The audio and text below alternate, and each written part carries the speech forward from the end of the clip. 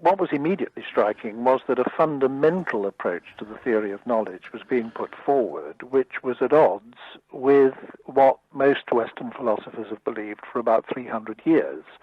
He was saying that we actually arrive at our knowledge in quite different ways. We don't start from observation and then generalize to form theories. What we do is quite the reverse, that we form theories, or if that is too sophisticated a word, we make guesses, we have hunches, and we test these guesses and hunches against reality.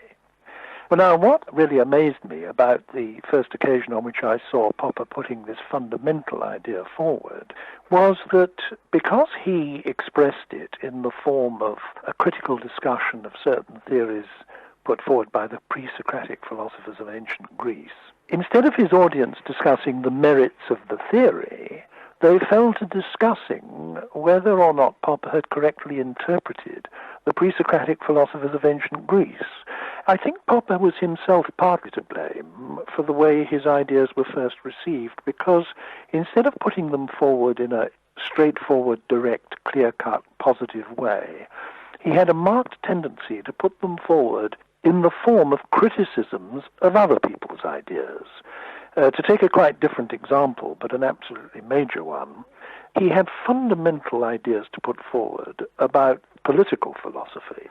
However, he puts a lot of it forward in the form of criticism of people who have had illiberal ideas. Now, this does give a lot of readers the impression that what he's primarily doing is criticizing Marx or criticizing Plato, whereas that isn't the case at all. What he's primarily doing is putting forward the positive case for freedom of the individual and openness and tolerance in our political lives. And it's only secondarily and incidentally to that that he's criticizing the main opponents of this.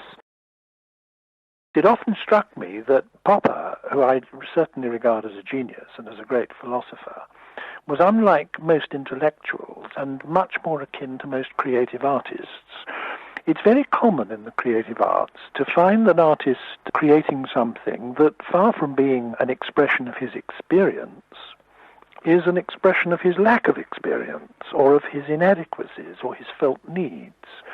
An example, one of the most famous love stories in the history of any of the arts is Wagner's opera Tristan and Isolde.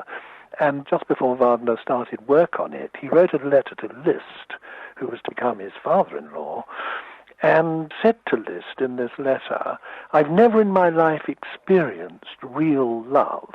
So what I'm going to do is I'm going to create a work that is absolutely sated with love."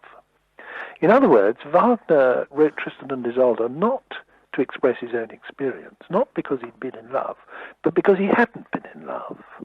Now, this kind of compensatory character is typical of a very great deal of art in all the various art media, I think. And it often struck me that it was true of Popper's philosophy. I mean, he was the great exponent of tolerance and liberalism in his writings, but he had a very intolerant and illiberal private personality. In his writings, he talked about criticism being the main engine of improvement, both in the sciences and in politics. But in his private life, he found it harder to take criticism than almost anybody I've known. Now, this doesn't for one moment invalidate what he said, not at all, any more than the corresponding thing invalidates the art of great artists.